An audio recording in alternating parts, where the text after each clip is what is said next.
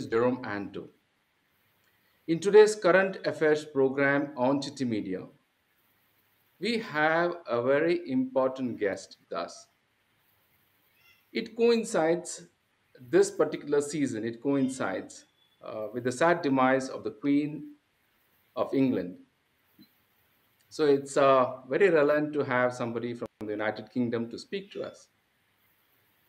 I am deeply honored to introduce Sri Saurav Datta. He's from the United Kingdom. He is an author and also a political analyst. Saurav, welcome to this program.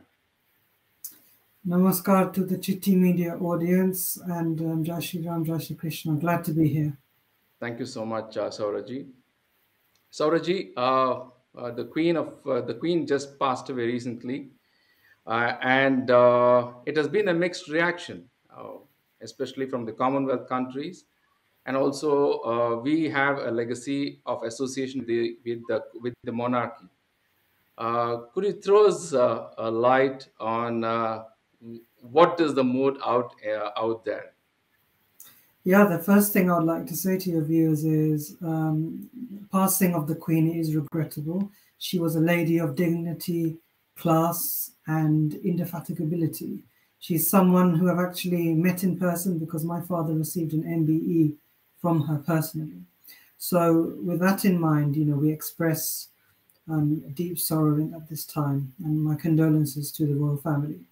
With that in mind, the reaction has been very, very strange and very muted across different spheres. There is a political class within the UK that is extremely sad of her passing, and they think that her death marks the end of a glorious legacy of a Britain that no longer exists, and that she somehow held the country together. To an Indian, this is laughable, and I think some of your viewers may agree with this because she had no political clout or power during that time, but as a signifier of a glorious past, that is nothing more than the colonial apologist in us speaking. It is interesting also from persons of color, because that is the term that is often used these days. There has been a lot of anger actually about her passing because it marks the end, most tangible end to an ugly colonial past, and many of the Commonwealth countries and those who have roots going back to those countries can point to a time that was not kind to them. India is, of course, the perfect example. So it marks an interesting point where you're looking at India, and India is tweeting its regret and its condolences at her passing, but is also having one day of mourning, and is also talking about bringing the tricolour down at half-mast. And there's a sense of bewilderment from me about that, because India does not owe a day of mourning to the royal family in any shape or form at all. And there is also voices from previous Commonwealth countries, particularly from Black British corners, who are actually quite dismayed at any sense of profound loss about her passing. So on the face of it, of course, it is the passing of a monarch who was genuinely a good soul, who genuinely held her position in great esteem and was admired around the world. But it also is a time of great thinking for all of us, an amount of great introspection for those who have been colonized in the name of the royal family, to think about what this now means going forward. For Her Royal Majesty, when she ascended to the throne, it was a time where the British Army was creating concentration camps in Kenya, dealing with the Mau Mau uprising and dealing with those individuals with brute force. She said nothing about this. And at the same time, during her visits to India, they have marked several chapters of Indian history. Initially, the pomp and splendor was dealt with gleefully by India and Nehru and the Congress regime, who rolled out the red carpet and did not want to rock the boat for a visiting monarch post-independence. And as time went on, there were loud demands for apologies, for example, for the Jallianwala Bagh, calls for the Kohinoor to be returned. And even as far back as 1997, while the Queen expressed a form of regret for the Jallianwala Bagh, at the same time, her husband was throwing doubt on the number that actually died during the massacre. So I think that actually reflects the duality of the monarchy. While the Queen herself had the decency and the spirit to really express profound regret and was sincere in her expressions about colonial faults and colonial subjugation in the past. At the same time, her husband is immediately underplaying that sincerity by doubting the degree of severity of the Jallianwala Bagh. So there, it is really a mixed. It's a sense of mixed emotions for everyone at this time. Thank you. That was very interesting, and I know many of us recall her visits to India. And unfortunately for us, though the Queen did express her anguish at the Jallianwala Bagh, the one thing which highlighted was her husband making a statement. Otherwise, I think it would have gone. It would have been a very good journey and a legacy uh, Mm. with monarchy. Now that King Charles is there, what is going to happen? Would things change? Does he have political clout, or would he still stay away and be neutral? Well, the interesting thing about the Prince of Wales, now King Charles III, is he is not shy about his political opinions. If he has a opinion, he'll want you to know about it. As the Prince of Wales, he was not shy about environmentalism. This was a particular pet peeve of his, and he would enjoy lecturing people and countries about the road to net zero and decarbonization. Now that he has ascended to the throne, I don't think he's going to hold back in his opinions. He can't help himself. He can't help injecting himself into the arena of political debate, it seems. So one can only imagine what he has to say to India about its road towards decarbonization and net zero, because environmentalism is such a passion for him. Interestingly, in the last few weeks, Charles has written an editorial piece for a leading Black British newspaper, talking about the quest for reparations for previous Black colonies, talking about regret for slavery, and that met with significant backlash from Black British audiences about his position as a royal to talk about these issues and yet not to be as transparent and as stringent in his words about what it actually means for a royal to face up to the past. So these issues will come back to haunt him, I think, now, because he has professed himself to be so political and to talk about these issues in the past. There will be an expectation for him to address certain issues. When he is going to experience his coronation, Camilla, as it will be rolled out, for instance, at future occasions where she is expected to wear the imperial majestic crown. So that brings into view the point about the Kohinoor diamond and the right of return of the Kohinoor. How will he, for instance, deal with that debate and that discussion? One can only assume what his position will be. So it's an interesting time, because whereas the Queen did not inject herself into political discourse at any point, Charles is very different. So what his position will be and just how enlightened and open he will be is a matter of debate. So that brings us to a very interesting conversation is about the Kohinoor, because there is a lot of talk about bringing back Kohinoor to India. What's the mood? Especially this has grown. There's a lot of voice on this particular aspect. What's your opinion, and what is the opinion of like-minded people back in the UK? Hmm. Well, my opinion, first and foremost, is that it may be a difficult matter to find a precise location for where the Kohinoor should be returned to. India has a stake, Pakistan has a stake, even Iran may have potentially a stake in that argument. But what one thing is without doubt is that one of those countries and regions in the Indian subcontinent has custodial rights over the Kohinoor. It should not be in English hands or British hands going forward. It is a matter for those regions to adjudicate amongst themselves where it should go to. The fact that certain aspects of colonial loot and treasure have already made their way back into Indian hands hopefully shows that there is a road towards discussion and debate around the Kohinoor. That's what all one can hope for at this stage.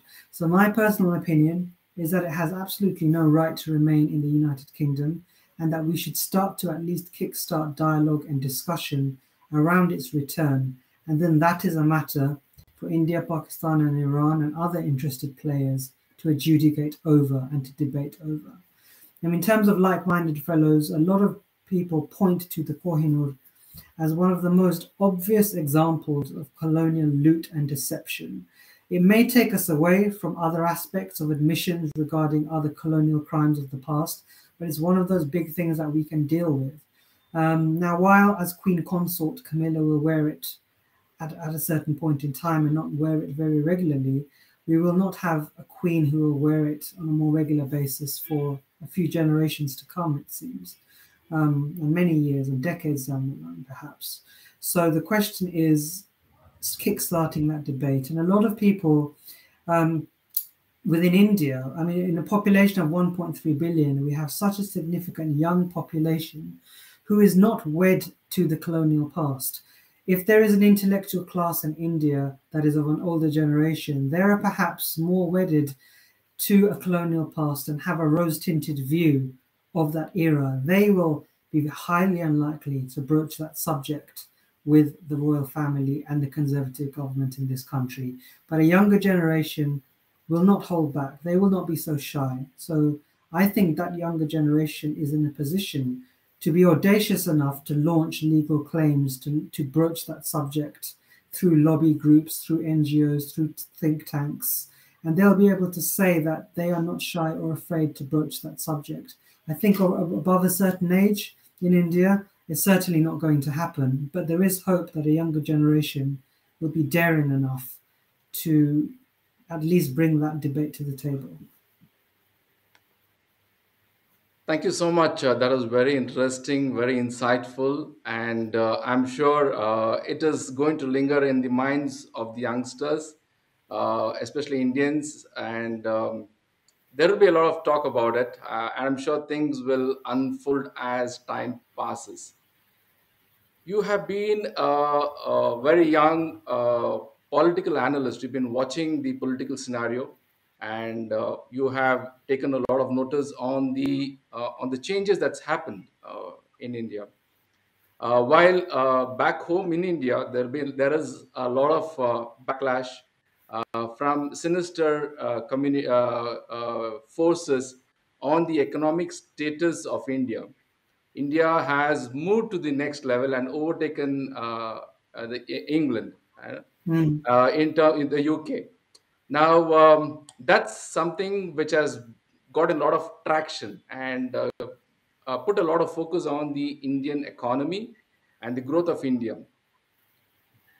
What's your perception and what's your take on the growth trajectory of India? What's your perception? Well, my perception and my observation of that growth trajectory is that it is a wonderful thing to behold, to see Bharat has ascended to this economic plane and the summit really of its growth. And one can tie this purely towards the ascent of Narendra Modi and the BJP and this government. It has been able to shun the corruption that has festered in India for so many decades under Congress rule. It has been able to encourage foreign direct investment, being able to deal with black money, and is allowed to hold India out as a economy that is worthy of investment and dialogue. And it is quite telling that Britain now has to come with cap in hand to India to cut lucrative trade deals post-Brexit. So it's a fantastic thing to see. And this will go until 2024, and hopefully the BJP will be re-elected at that point. But of course, there is a lot of work to be done. But it's amazing to see in the 75th year that India has been able to deal with this. And interestingly, it's a nice footnote to the previous years of the narrative that's been propounded, particularly in the West, around COVID-19 and coronavirus. Your audience will have seen the horrific images that were being thrown around Western media of India and lamenting about how it was dealing with the vaccinations. And it was a horrific picture that was being painted of India as a third world country. And we've seen those images before. We've seen that narrative being deployed before. And so to come through that and to then be able to have these powerful economic indicators to be able to show just how far India has progressed is a wonderful story to behold. India has taken hold of that narrative once again. Now, of course, in the West, there is still a poverty porn mentality. They still want to paint India as a developing country that is teetering on the brink of third world status. But indicators like this have finally dispelled that notion and those false narratives. So I'm extremely proud as an Indian-born British citizen at this point to be able to say that India has come through so many decades of corruption, so many elements that have held it back, not least the fact that so much loot was taken from it through the British Raj, and it's come to this point. And a lot of that has to do with Modi and the BJP and the willingness and daring of Bharat to go out there to seek investment, to cut lucrative deals. And the Ukraine war itself has shown that India is not willing to kowtow to the West just to make a point to antagonize Putin, and that it will put its citizens first as a sovereign nation, as it should. So it's a fantastic moment for India, and may its economic glory and success continue. Thank you so much, Saurav. Saurav, there's one observation which I want to place it in front of you, and I want your opinion on this. If you look at the whole COVID scenario, the way India was painted black, considering the demography, the population, and the vastness of our country, and the way we handled it, and the way the West perceived what was happening, don't you think that India has arisen like a nemesis out of Mhm. out of all these narratives that have been planted by sinister, especially those who are very vindictive about the way Mm. Prime Minister Narendra Modi handled it? Don't you think that this is definitely a rejoicing time, and we have just skyrocketed our development? Is that the same thought you have? Is that the same perception you have? It's the same perception I have, because at the time of deaths during COVID, which every country was having to grapple with, you know, and your viewers know, the Western press was practically salivating at showing these horrific pictures of funeral pyres, of showing death and destruction in India, and almost taking glee in reporting that initially that there were some problems with vaccinations and the numbers were low. And then when the tables were turned, when India made incredible progress with its vaccination drive in a population of 1.3 billion, let's remember, that information wasn't being portrayed in the same light. So I was dismayed when that was happening. I was really angry, as many of your viewers will be, to show that the West was focusing on the death and dismay and destruction, and not taking into account the sheer scale of the task that India had to deal with. And when India was able to overcome that curve and being able to roll out one of the most powerful vaccination drives in the world, that was not being reported to with the same glee, with the same satisfaction, because there is still a Western mindset that wants to portray India as backward. And the fact that that fits into the narrative of Narendra Modi and the BJP being in charge gives them a dual purpose. They want to show that Modi is taking the country backward, and that Modi does not know what he's doing, and that does not have Indians' interests at heart. India was able to overcome that propaganda offensive. by pure resolve, by pure enthusiasm, graft, and hard work. That didn't get the same headlines around the world, but India knows what it achieved. And now are at this point where it has dealt with COVID and is now able to showcase what an economic powerhouse it is. So I agree with you. It has arisen like a phoenix from the flames. And, the West, and with Liz Truss as a new PM in this country, she will be eager to cut a new post-Brexit deal with India. And, within years to come, with the growth in the population and a young, resurgent workforce, India's economic status will only ascend from this point onwards. Thank you so much.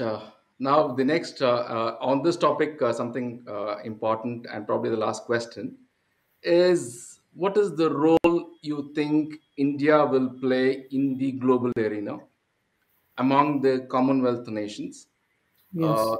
and as from an Asiatic point of view, because it has only growth in the last 8 years now. And Do you think that India will still look up to a NAM non-alignment movement, or it is going to lead Mm, economically, socially, politically? How does the future look? When we've spoken a lot of good things, and mm. the numbers speak. The numbers speak, right? Sure. So, what do you think militarily, also for that matter as well? Yeah. Well, the Commonwealth itself is a ghost. It is a ghost and a remnant of a wounded power, which is what England and Britain really is now post Brexit. It's a wounded power hanging on to previous glories. India, as such a major part of the Commonwealth, can lead the way in making very clear that it doesn't need to be part of the Commonwealth. It will chart its own trajectory, its own proud course in history. And a part of that is in continuing to be an economic powerhouse, in continuing to escalate its military, and in continuing to shout and obtain the propaganda offensive, the narrative offensive, should I say.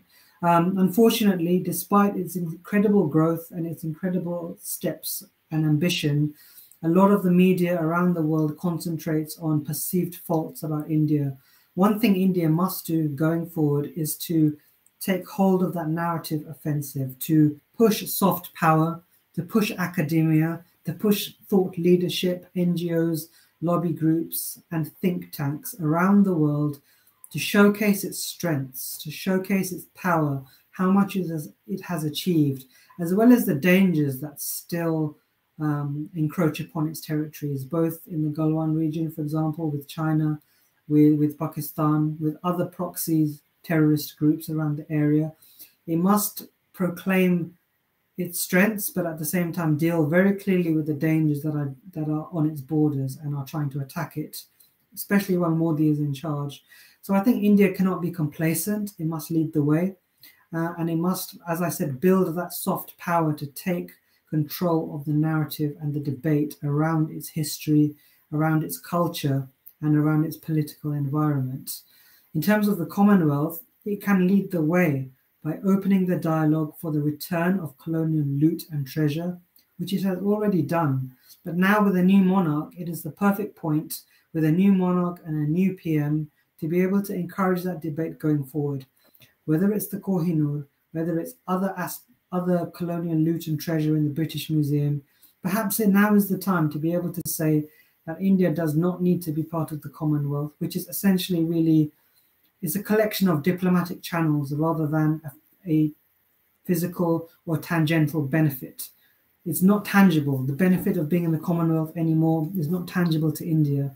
But what it can do is extricate itself from the Commonwealth and lead the way towards dialogue, towards admission of fault when it comes to aspects such as the Jallianwala Bagh, and importantly, what India must do, perhaps more important than its military, is to completely re-envision its education system.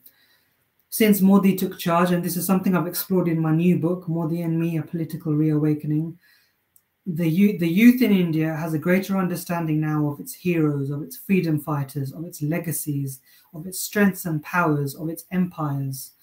But it must do more. Its youth must understand more about its heroes, about its narratives, about its freedom fighters like Netaji Subhash Chandra Bose, about Rash Bihari Bose, about Shivaji, about Veer Savarkar as well. It must understand its heroes, understand its histories, and not just be focused purely on partition. In the United Kingdom, the British Indian experience of India and its 75th history was all about partition. It wasn't about its freedom fighters and its journey to its point of fighting the British. It was all about the horror of partition. There were no positive stories about the freedom fighters. I think India needs those positive stories, and it needs to look at its education system with a long lens and really think about the stories it wants to tell to its growing youth and its growing workforce. So I think that's very important, but it also must be really cognizant of the narrative debate about taking charge with soft power to help reshape India's view around the world. I think that's just important going forward. But I have all the confidence in India to grow as a global player at this point, and the future is India's. It must be bold and it must be strong about taking charge of what its future will be in this growing climate. Thank you so much. You touched upon a very important point, and which is education. And just wanted to let you know the government has already designed a plan. There is going to be something called an NEP, the National Education Policy, which Mhm, will apparently, what I understand is, which will revamp the whole educational system in our nation. mhm. It's still under wraps. There is a lot of work underground that's happening, but then definitely education is something what the current government is focusing, and the new education policy will bring in a lot of changes, is what we see. Sure. I would like to add that the CAA must be enforced, that we must take seriously what's going on in Afghanistan as well. Afghanistan is one of the saddest stories and developments in the past year. A truly horrific basket case has been allowed to evolve thanks to the cowardice of the Biden premiership and regime. So India must be very cognizant of those minorities in Afghanistan and Pakistan that require assistance and help. So the CAA must be informed powerfully. At the same point, India must be very aware of the Bangladesh border and the infiltration of jihadis from Bangladesh, and deal seriously with the Hindu minorities who are being dealt with in Bangladesh. Every time it's Durga Puja, which is coming round again very shortly, there is violence and Hindus are suffering. These elements and these developments must be dealt with frankly with our counterparts in Bangladesh and in Afghanistan and in Pakistan. And the CAA must be enforced going forward. That's one of the things that I hope the Modi regime progresses in the near future. Thank you so much, especially on your voice on the CAA, and I'm sure it'll add more strength and pressure on the current government to implement the CAA. You Thank you. spoke about the minorities, and that's something which I wanted to ask you, was the Yeah. recent incident in Leicester. Hmm. While we in India received a lot of what you call filtered information, Mm. information which looked a little whitewashing the whole incident Yeah. Yeah. as a mere incident of a cricket match. When we actually dive deep into it and reports coming in later, we understand there's something much deeper. Yes. Now, since you've been there, could you let us know and our audience know Hmm. what is the truth behind this whole Leicester incident? Sure. Well, I will preface my answer first by saying that the Leicester authorities and the police are still investigating the matter. They're investigating the exact order of events and the relevant players. A few aspects, however, have been discovered which are extremely disturbing in terms of anti Hindu hate. There have been groups, whether within Leicester or outside Leicester, of non Hindus who have targeted Hindu properties while they were celebrating Ganesh Chaturthi. They were targeting the murtis, throwing eggs at them. They were targeting their houses, causing mischief, and generally creating what are called public order offences, ensuring that Hindus did not feel safe in certain areas of Leicester. And once these individuals were faced down by Hindus who ran out of their houses, they promptly ran away.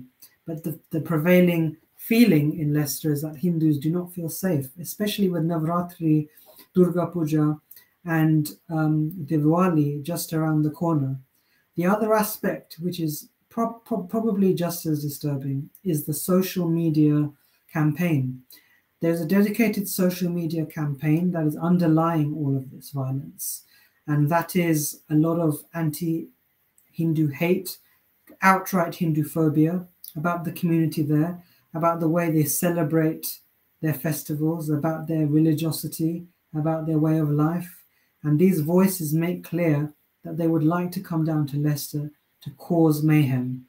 And that's alarming because social media, we have seen, can be the fuse to light some of the most dangerous incidents and explosions of late. You need only look at the followers of Nupur Sharma in India to see what the dangers of social media and what social media can do. So that's one aspect where police authorities must watch what's going on, because there is a lot of propaganda and Hindu phobia being spread around the Leicester incidents that haven't been fact-checked, that haven't been dealt with, and yet they can give extremely misleading impressions about what Hindutva gangs, and I use that term very loosely, Hindutva gangs are doing. But yet these accusations towards these so-called Hindutva players are unsubstantiated. We don't know who these people are, what these alleged Hindutva gangs are doing, and who their members are. So for this information to be out there unchecked is extremely dangerous and misleading. So underlying what's going on in Leicester are anti-Hindu social media campaigns, which we see rampant all around the world, not just in Leicester. We see it in India, we see it in America, and we see it throughout Great Britain as well. So I think what this speaks to is active Hindu-phobic social media campaigns, which we need to be aware of. And that feeds into my wider point about grabbing the narrative. If you see false information on social media, you must rebut it, you must report it, and you must bring it to the attention of the authorities where you can by tagging them. Thank you so much. That was very interesting and very encouraging. And rightly said, it's time that we take this head on, isn't it? Mhm. That's one thing. But on the other side, what I see is this: the growth of India and the way Indians have been prospering across the globe.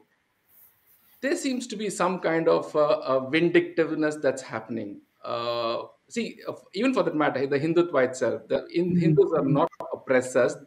As of now, they started defending themselves. They're questioning themselves. They're questioning others who have been hurling insults at their deities, at their practices. So this also exhibits a kind of a growth that people are unable to tolerate. You feel the same? I agree with this. We've seen this in America, particularly because of the outstanding success of Indian CEOs, of the C-suite, of tech, and a lot of NRIs who have then come to, um, occupy extremely prominent positions within Silicon Valley, for example. We have seen indications of outright hate directed towards them from American media houses, from significant figures within Silicon Valley and the tech community. And it speaks, one, of jealousy, but it also speaks to a dislike of what they feel and what they misalign as Brahmins, of upper class Hindus somehow taking over. And that feeds into the wider Hindu-phobic narrative, because there is an immediate suspicion that if you're successful, you're somehow upper class Hindu, that you must by association then be a Hindutva gun, a member of the Hindutva fascist state, a Bhakt. These are all the accusations that are then thrown. We've seen that in America. I think we will perhaps even see it in the UK, because visas for Indians in the UK are exponentially rising. They are occupying the financial sector, the tech sector, actuary, insurance, for example. We may well even start to see it in Great Britain as well.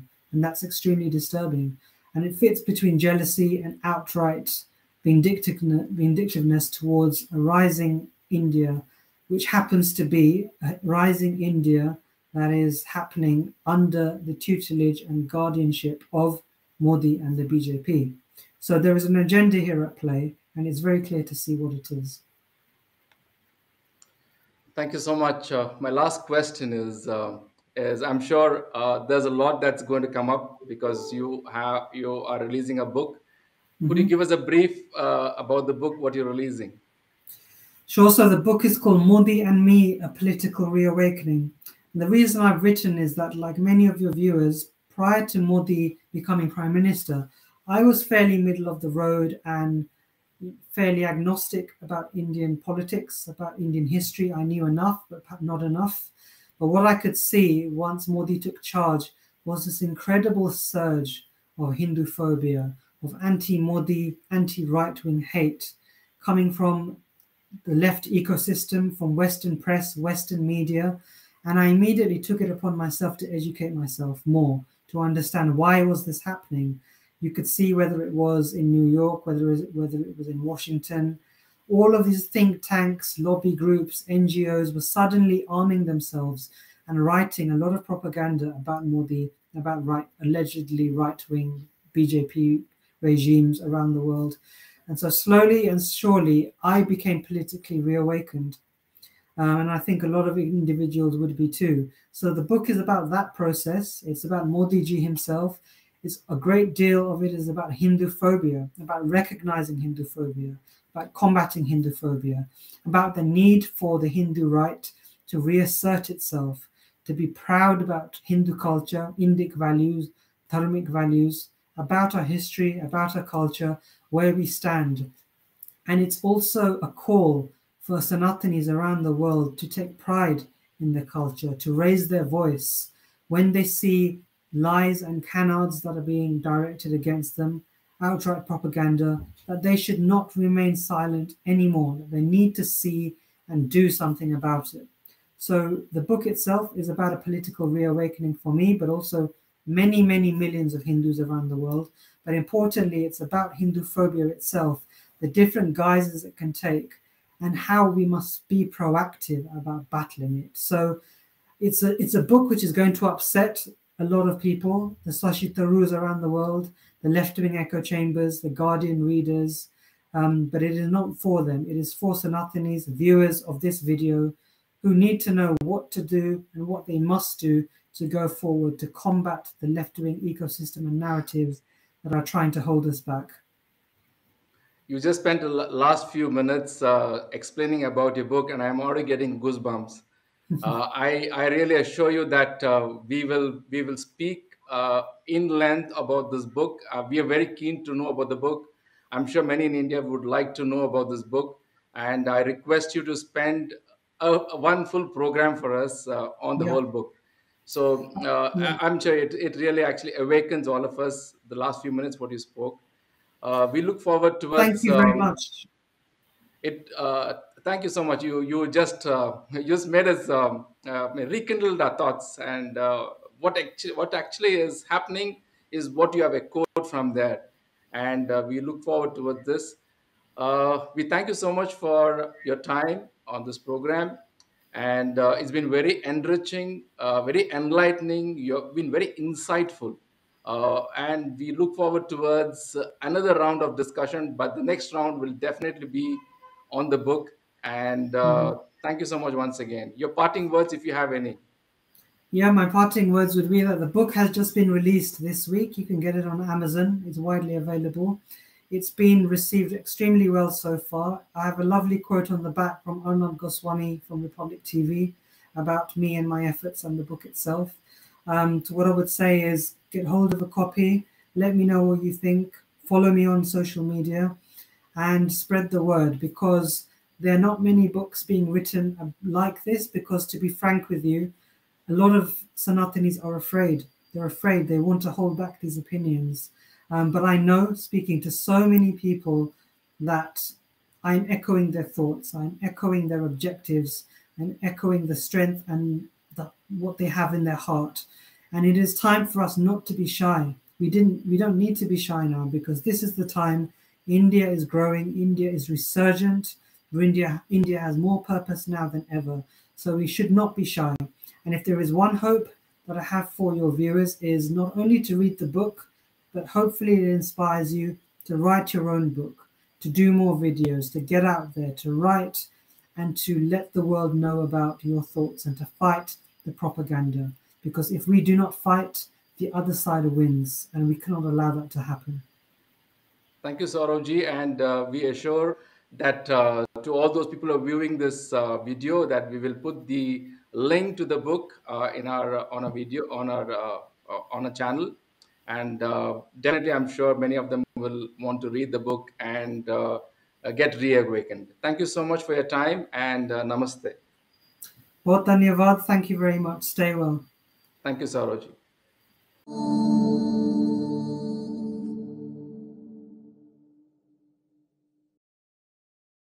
Please remember to subscribe to us and switch on the notifications for this channel. For our other social media links, more content, and to support our work, please visit citti.net. Dhanyavad. Namaskar.